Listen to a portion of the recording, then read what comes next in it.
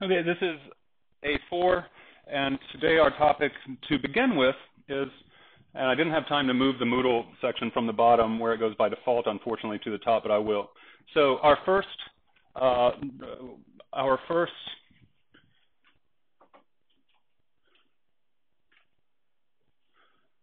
so here's where we're going today, as it says on the actual heading of the lesson.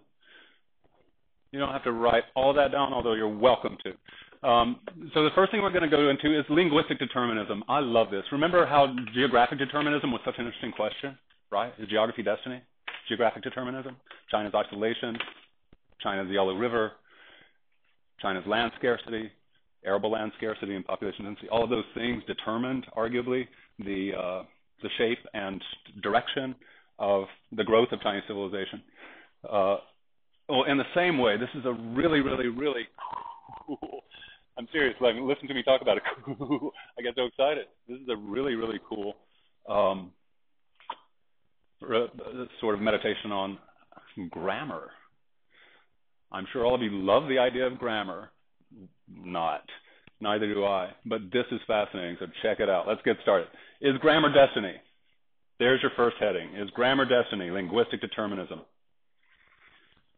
The two things that I'm going to argue that might make it into your most interesting things forum today, because it's very interesting, is one, how Mandarin may influence Chinese philosophy. Notice that Confucianism and Daoism are so different from all the other major world religions, particularly the Eurasian ones, from Judaism to Christianity to Islam to also Hinduism and Buddhism, different from all of those to varying degrees. Well, there is an argument that I'm going to make that the Mandarin language and its grammar may have a crucial influence in the differences between Confucianism and Daoism and all the other world religions and philosophies, including Greek philosophy. Right? So grammar. Is grammar destiny? A related claim is that India is not Asia. When we called India Asian, we made a mistake. India, from this point of view, should be considered Western. Indians are not Asians. Indians are Westerners. So that's the second claim. So now let's get off on the argument itself and the evidence. It's not a very clear map, so I will help you see through it.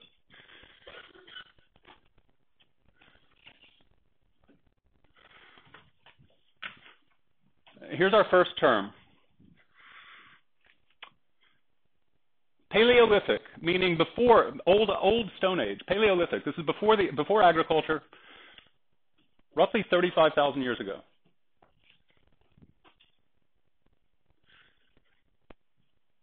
Paleolithic Indo-European migrations. Indo-European, Indo-European migrations. 35,000 years ago.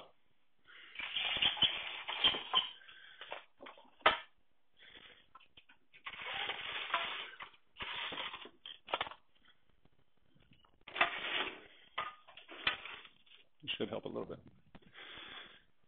So what we see here on this map is what archaeologists, anthropologists, linguists, historians, people from all sorts of different fields of the social sciences have been able to corroborate, to collaboratively understand about prehistory of our species.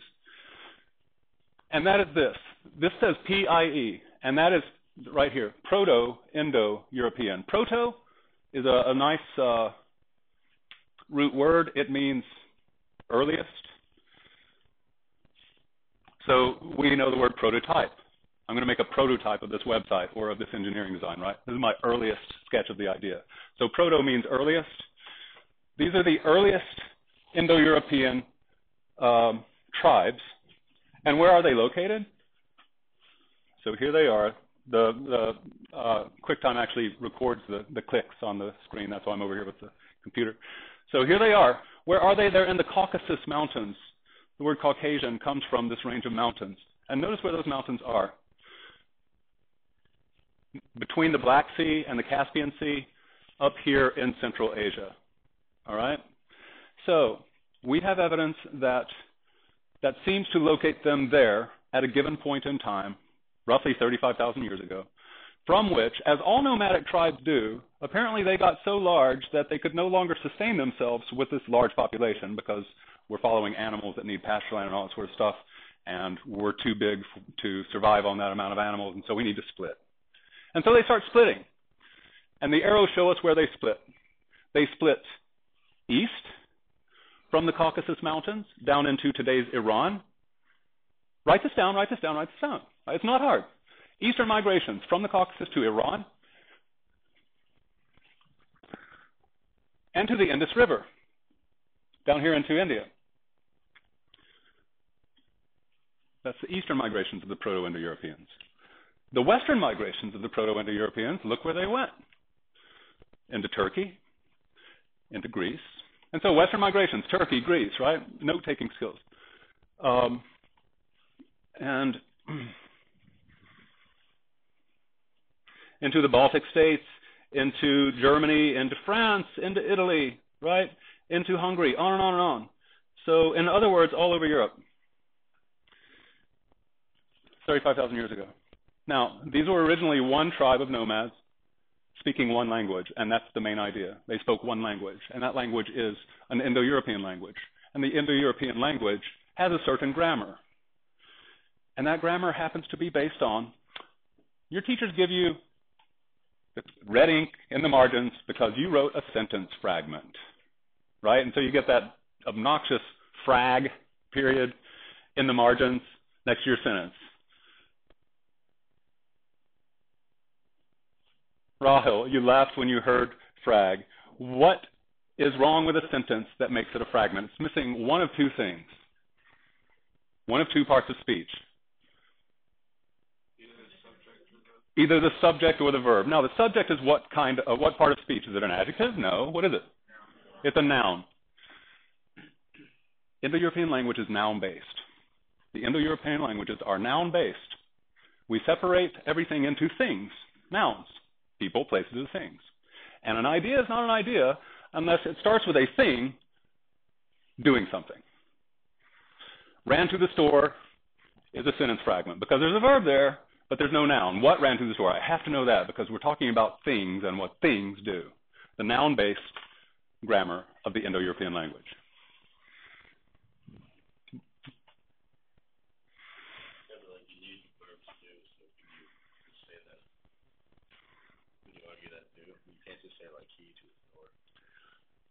True. So but you can also say the chair is red. Notice the chair's not doing anything. Is red. What's red? I need that noun, right? So the noun doesn't have to be doing something. The noun can be something. That weird passive verb, the is verb, right? No action there at all.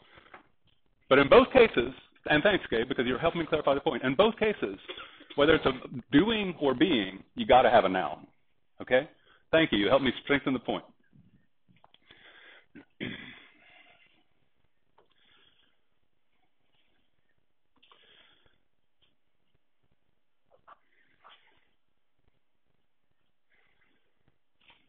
Whoa.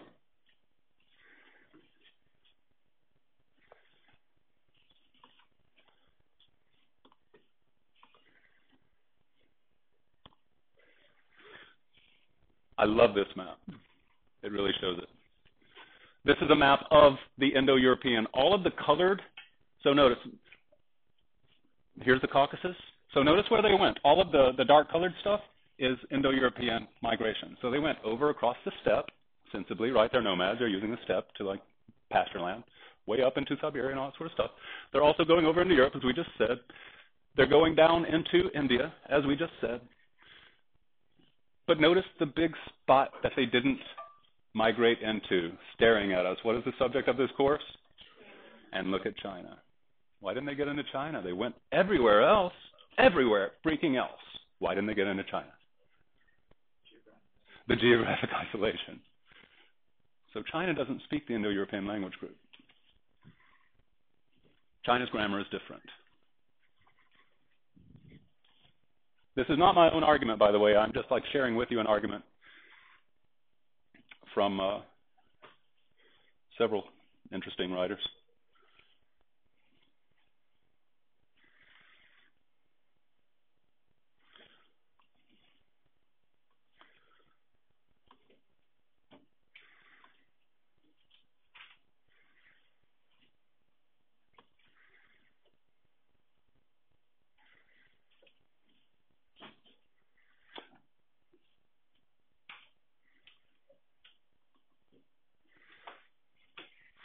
So what is the language group of, if everything from India westwards and north of China too is Indo-European, noun-based? And notice, what's the word for father in Hindi? Anybody know? How in Pashtun or Urdu? Anybody know? None of you? Damn. You failed me, you Indian people. Or you Pakistani people. Do you know how to count? Do you know any Hindi or Urdu or Pashtun or anything? No? Huh? Yeah, I can count. What's number 3? Deen. Deen. 3, Deen. What's number 2? Do. 2, Do. What's number 1? Egg. Egg. That one doesn't fit. What's number 4? Shot. 5? Punch. 6? 7? 8? Huh? At. 8? Notice a lot of them line up. If you knew some bloody nouns like father, you would know that father is on and on and on the stuff goes, right? And so it shows this original language going and then just, separating over tens of thousands of years into... Huh? Vita. Pater. No, P-I-T-A. Yeah, and pater, Latin, right? Patriarchy, pater, right? On and on and on. Papa, on and on and on. Pope. So, thus India sees the world through a noun-based brain that processes the world into that brain by separating it into nouns. Everything is a thing, right? China was settled by migrations from the south that spoke what is called the Sino-Tibetan, Sino/Tibetan. And this is just factual stuff, but when you know the factual stuff, you want to talk about it, so you need to know that we're talking about the Sino-Tibetan language family. And you can see that they came up into China, and then some of them went over into Tibet,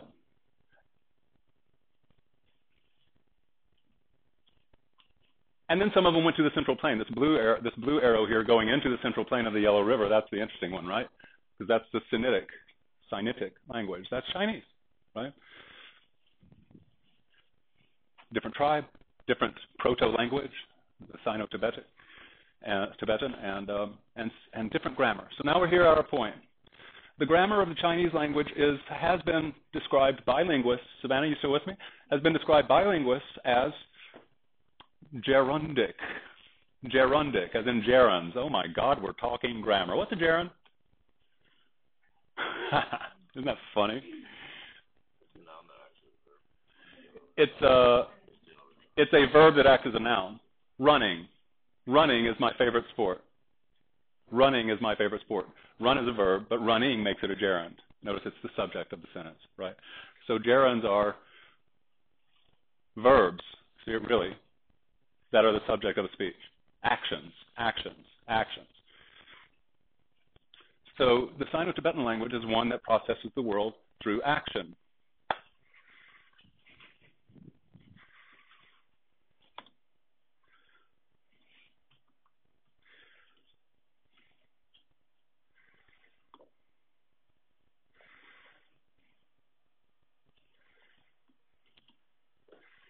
Quick question. What goes with this, A or B? Very quickly. I disagree. I think A does. Cow and chicken? Farm animals. But you just answered it in the Chinese way. Because this eats that. The cow eats, that's a verb. The cow eats grass. That is a verbal relation. So you're actually looking at that cow as in terms of how it acts towards things. The Greeks would look at this as these are two animals. They belong to the animal kingdom. They have similar traits, blah, blah, blah, right? And so they are two similar things. They are animals. They belong in the animal category. And Aristotle was all about that. Aristotle was actually like our first guy who like separated the living world into taxonomy, kingdom, phylum, yada, yada, yada, right?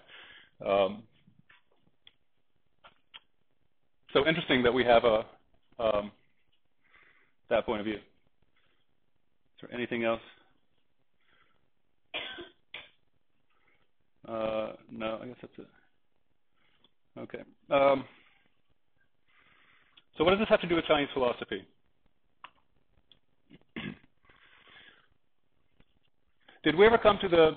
Yes, we did. And so because I want to give you time to read it in class, that's why I'm being less conversational today than I typically am. What does not exist? What does not exist when we die? According to the Taoists and the Confucians, or at least what does not exist when we die? What does not live on when we die? Spirit. And what's the Western term for spirit? This thing that David lives on. His corpse is dead, but David lives on. This thing called David lives on. And soul, right? The soul survives. There is this thing in the corpse, in the spent fuel, that survives on. And it's a soul. And David's soul goes, depending on your point of view, into, if he followed his Dharma well, he goes into a higher caste if he's Hindu. Do you notice that? You notice how the Hindus are saying the soul does go on? Here's my evidence that India is more Western in terms of cosmology, in terms of viewing the world, because they see a human with a soul, or a human with animation, with spirit, with life, and they say, oh, there's this thing, there's this soul, and it's reincarnated. Live your Dharma and you're reincarnated better. Don't live your Dharma, you're reincarnated worse. But the Davidness goes on. The soul goes on. This thing. The Chinese, the soul doesn't go on. What does go on? The action of the chi. The action of the chi. The chi filling all sorts of things with life, because that's what chi is. It's a vaporous, shapeless life form that's in all of us, constantly transforming, constantly changing, because that's what action requires. Action requires change. A verb requires time and change. There's the ball is kicked. It took time to kick the ball, and the ball is in a different situation because verb, right? Everything changes. Time is more real than space, in a sense, because this thing never stops, and the chi inside of it never stops, but no thing survives in it. No thing survives in it. The only thing that survives is change and life and death, and just the transformation of things. So it makes a very interesting difference in so many things, and my favorite is this. And here's a thought experiment. If I had died, remember, did I tell you I ran downstairs when I realized that my parents were going to hell and I was going to heaven? I didn't tell you that? Okay, because you're A period. Do you guys have, are you up with this? Okay. If you need to finish, I'm not telling you to stop explaining it. This is the yin yang, and the yin yang is the active forces of the world and the passive forces of the world, the energetic and the non-energetic, the living, the dead, and each has the seed of the other within it, and it constantly turns and constantly becomes its opposite. And the transformation of things in that constant returning to the opposite never stops. So death becomes life, life becomes death, but we don't go on. The life does this. And we don't go anywhere when we die. But growing up in the West, in the most Bible-minded city in America, Chattanooga, Tennessee, at 5 years old, I was sitting upstairs in my room that I shared with my big brother, and I was 5. I was a church-going boy. I was a good boy, and I was 5. And I'd been listening to preachers for 5 years, every Sunday. And I was thinking about what the preacher said. And suddenly I just went,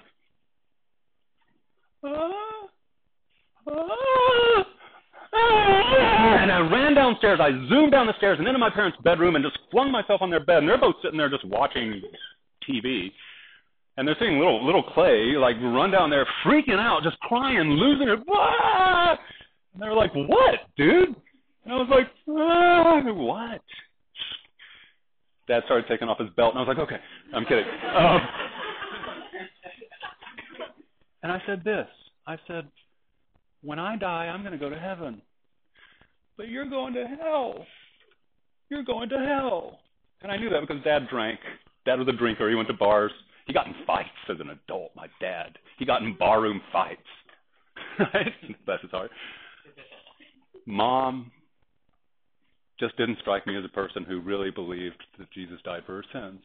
And so she was going to go to hell. And so even though I knew I was going to go to heaven, it was so sad because the people I loved weren't going to be there with me. And I cared about them, and they were going to be like, the pictures that I was filled with of demons like pitchforks and roasting them over the fire. Mom and Dad, you go, "Oh."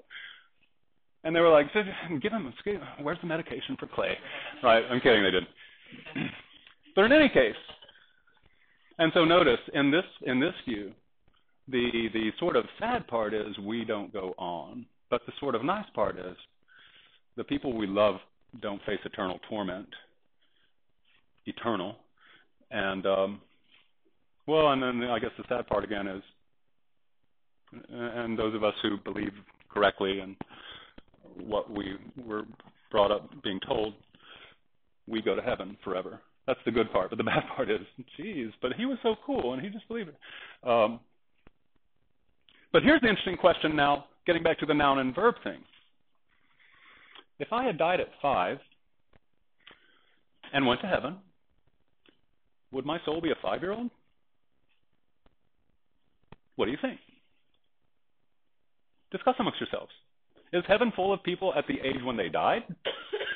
Is it full of, if you died at 98, a shadow of your former self when you were at your peak at 30, are you a 98-year-old in heaven? What are you? How does this soul thing work? Discuss.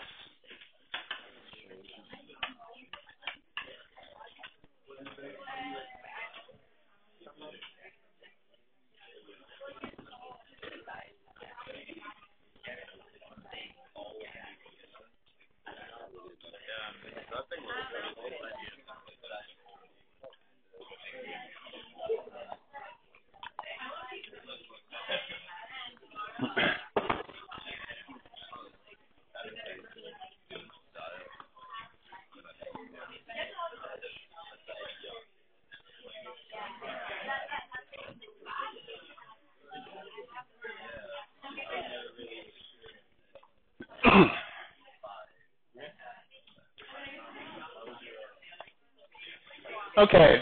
All right, just very briefly, I just want to hear, did anybody come up with consensus? If I died at 5, am I a 5-year-old in heaven eternally? Who thinks yes?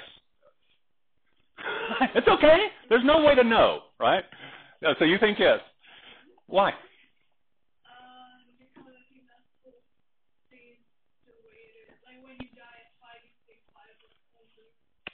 Would I be me if my soul was 25? When I died at 5, would I be me?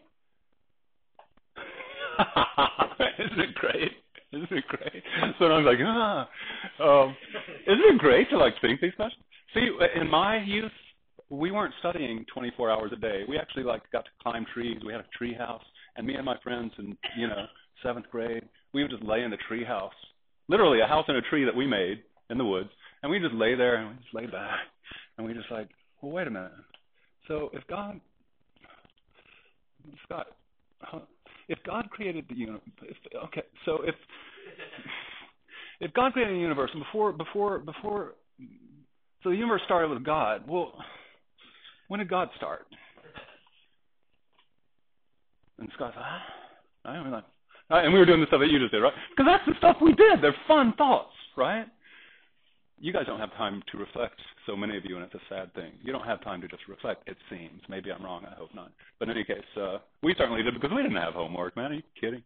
Anyway, so we got to think our own stuff. That's why I have the most interesting thing for you, because you get to at least go, well, of all the thoughts, this is one I want to talk about. So how many of you think that it's not the 5-year-old Clay, and why? David.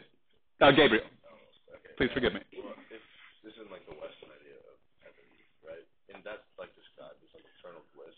And if you yourself would be the most happy at an age that you didn't die at, say like you said, you were 98 and you had to peak at 30, and you would rather be 30 and live that eternally, then I think that you'd be most happy. Just go back to that point.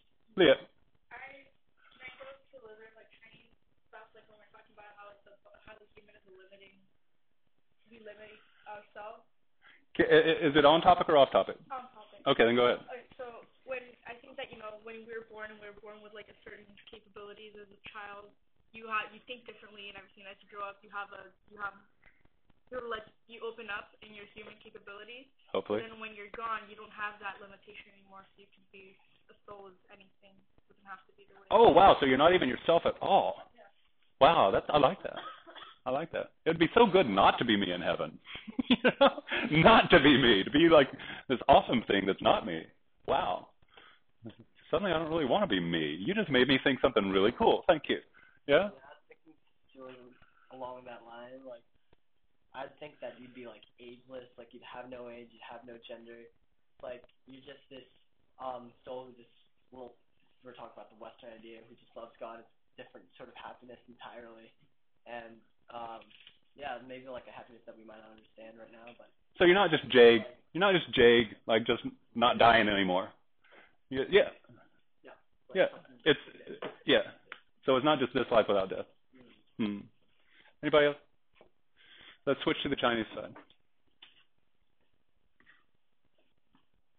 And notice we were born with original sin in the West, right? So we got this soul, and this soul is like infected with original sin because of the disobedience of Adam and Eve and the fall, capital F, in the Garden of Eden, that requires us to be saved by the blood of Christ. So that soul thing is unchanging in the sense that it is tainted with original sin, right? That thing is unchanging, blah, blah, blah, blah, blah. Here's a very, very interesting difference, again, with the radically optimistic Chinese view. You're not a person, you're personing.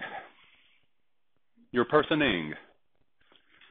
You're born and you person through life. Let's turn person into a verb, and suddenly that person is changing because that person is acting and acting and acting daily, changing, because verbs create change.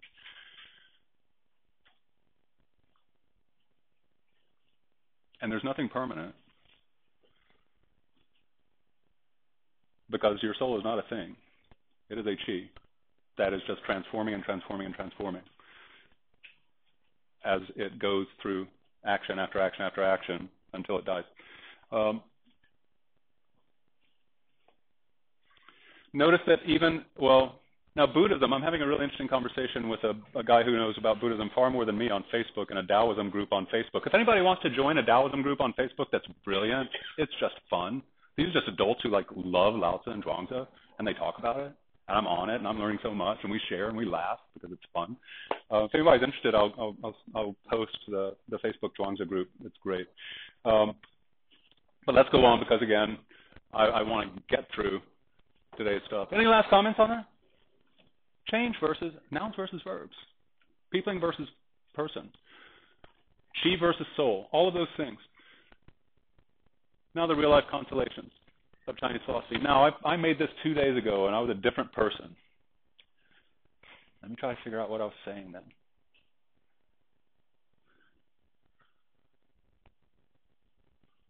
Chinese philosophy, not just Daoism, but Daoism and Confucianism.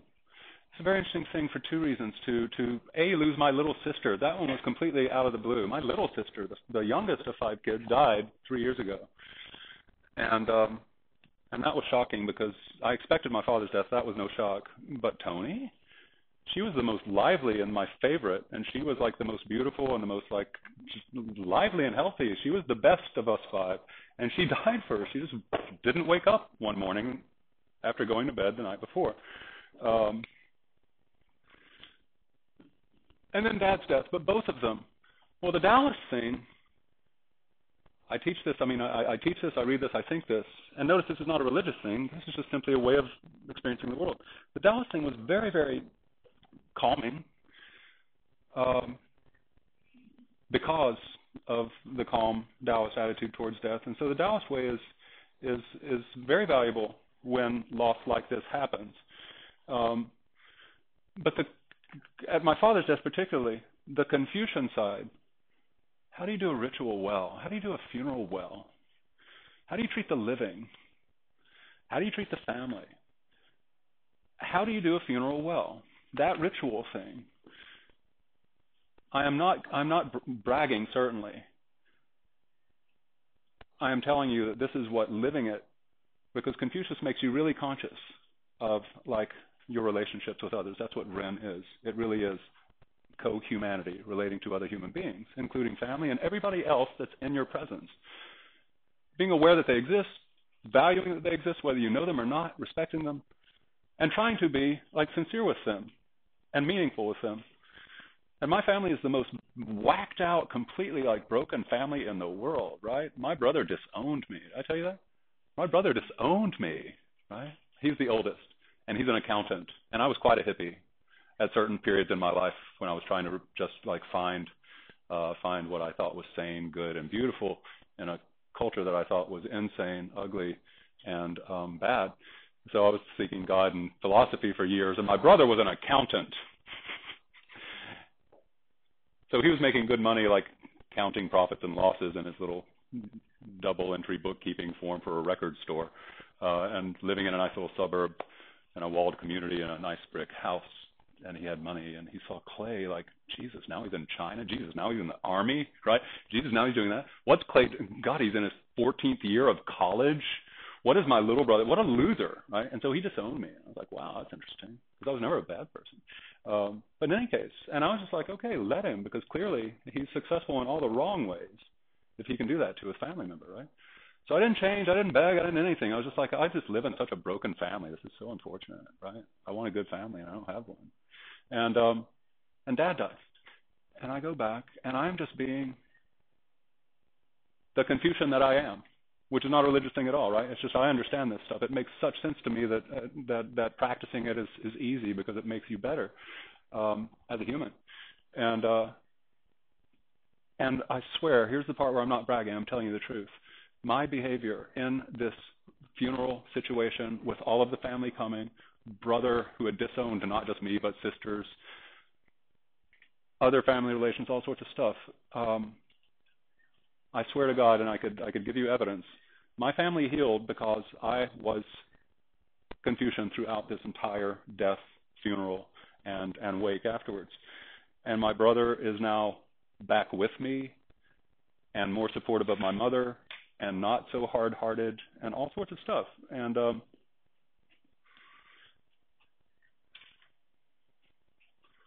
yeah, so that's the first thing, just relevance things, because nothing is worse than serving people the most healthy and beautiful meal ever, and then like going, okay, I ate that for school, and I'm not even going to notice what I just ate. Second, that's the relevance thing. Second, did I tell you did I tell you about my premonition of death? Okay, so if I die, be Taoist about it. It'll be so cool. And I think I just wanted to mention again, here's the cool thing about the Chinese. They don't have a word for mind and a word for heart. They don't have a word for emotion and reason. This character, I don't know what tone? Okay, so Xin, this tongue and that language, they just don't work together. But if I keep on speaking verb, it'll get better. It literally means heart and mind together, right? And so there's no conflict between heart and mind. Just as there's no conflict between body and soul or spirit, right? Again, this unity thing. This is just as we close our Chinese philosophy thing. Close it here. The unity of heart and mind, of emotion and reason, in both Daoism and in Confucianism, is an astonishing thing, because the body and the mind are not against each other. The brain and the heart are not against each other. They are united together, and that is that is a very special and unique thing that possibly comes from the simple fact that China doesn't speak an Indo-European language.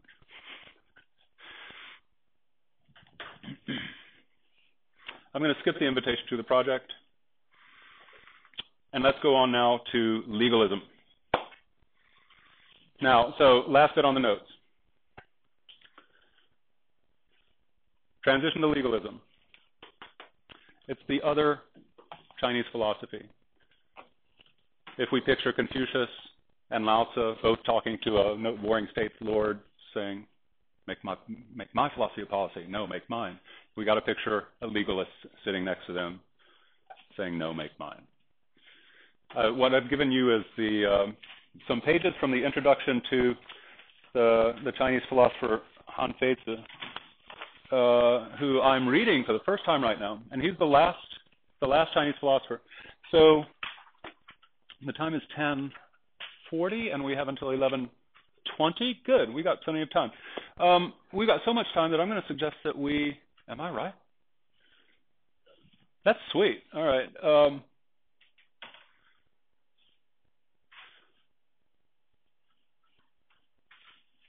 I'll let you vote. Do you want to take a 5-minute break so I can make some tea, and then we can go through two ways. In Asian Lit, we're doing a really interesting thing that I love, but it's time-consuming, but I love it. You know what we're doing? We're reading paragraph by paragraph out loud. One person reads a paragraph, and then we stop and we go, thoughts? And we discuss our thoughts about that paragraph. And then we go on, thoughts? So that's one way. Reading together, it's a really interesting thing. I used to do that in college with friends. They would just come up and we would like read a book together out loud and talk about it. It was wonderful. And it's working in Asian Lit. It's quite nice. The other choices for you too, as I put here, read the legalism stuff. I think I actually want you to do that one. Read it quickly so that it's done, and then we can watch the Chen Shihong movie. I think the second one's smarter. So I'm going to ask you to read an outline. This is a good introduction to legalism, and also just a sort of a summary of everything. So you do that. Start reading and outlining. Paragraph, here it is. Look at the directions. Outline by paragraph. Let me show you what that looks like.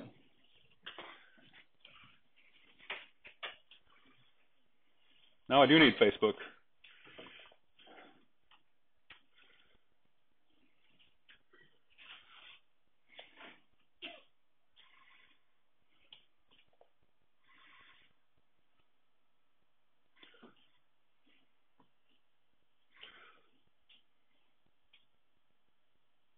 Let's see. Isn't it cool that my impromptu group has the only 2 seniors going to Harvard in it? I had 3 students, and the only 2 SAS seniors going to Harvard were in my cultural convention group. So they're going to Harvard because I was their coach, not the word. Right? And I guess Seth Qureshi is going to go to Harvard too. He would be the first to say that because that's what Seth does. I love him though. He's funny. Look at him. He looks like Mad Magazine right there.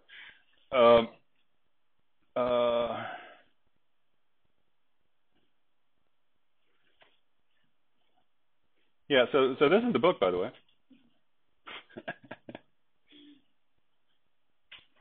So this is who you're reading, Han Feizi, Master Han Fei, the great legalist. And you're reading the introduction by this very, very famous and great translator of Chinese and Japanese literature into English. And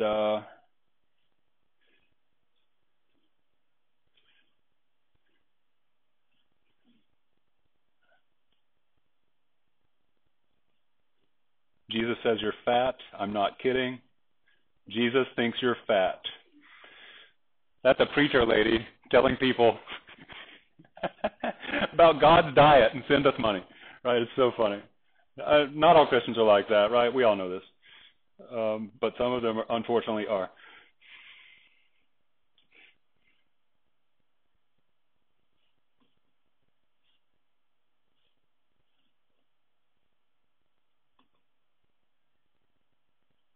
Yeah.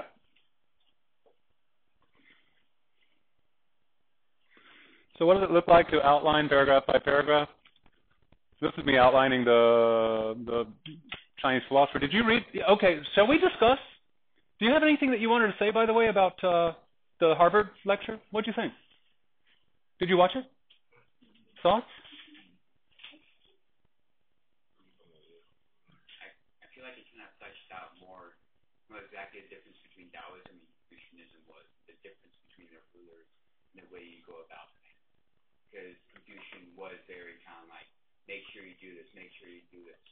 And Daoism was very different from that. And they kind of went the more subtle approach to tackling problems. Did you recognize a lot of the text that you read in the packet in his speaking? He mentioned quite a few of them. Did you find him interesting? Because you see why the class is the third most popular class at Harvard? Huh? Oh, I don't know. But if you click on the link to the article, it might tell you that. Yeah. Says that Confucius focuses a lot on the individual and the self-cultivation, and I actually agree with that. But then earlier you said Confucius also has to do a lot with the interaction with other people. Well, that's because the self is not the self. Oh, God, thank you. The self is not the self. In Confucius' view, the self is not the self in terms of an individual little thing inside of me. What is the self? I gave you this. It's a term in Confucianism that I told you to look for. What is a good self? Thank you. It's the roles. So when I'm thinking of myself, I'm thinking of myself as my roles. What are your roles right now? I can tell you a few. You're a student. You're a son. What else are you? Brother. You're a brother. What else are you? A friend, a grandson, a citizen, if you even think about that.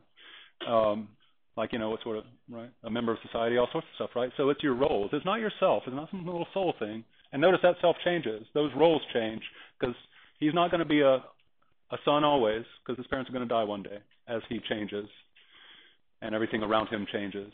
And he's going to become a father, possibly, and a husband. And those roles will change, right? So the self, yeah. This takes us back to, again, this difference between nouns and verbs. Because notice, selfing. Right now I'm sonning and brothering. Soon I will be fathering and husbanding.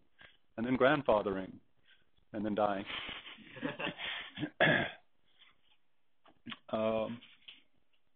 Okay. Paragraph by paragraph. Start reading. I will go serve tea now. Should I turn on a fan? Is it warm in here?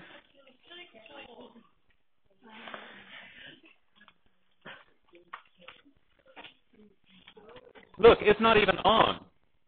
It's all the way up. There's nothing I can do about it. Where do we want to start on this thing? We want to start at the first complete paragraph. Han Feizi. How do you say his name? Han Feizi. Okay. By the way, I gave you an F. You know why? Not because you're a bad girl, but because you need to learn this. And so you're not a bad girl, right? All you got to do is stop doing it. Everybody does it. I don't want to hear what Wikipedia says about the most interesting thing. Don't go to Wikipedia. I've told you this. I want you thinking about it, right? Okay? And then we're good, all right? Don't go to Wikipedia. And all right. So anyway. Okay. Thanks for the Mandarin lesson. All right. So just start with this. Paragraph by paragraph, you should have a sentence and a couple of points underneath each paragraph, depending on the paragraph. So go. This is very important because it sets up the Qin dynasty. It sets up the Qin dynasty and the beginning of wave 2.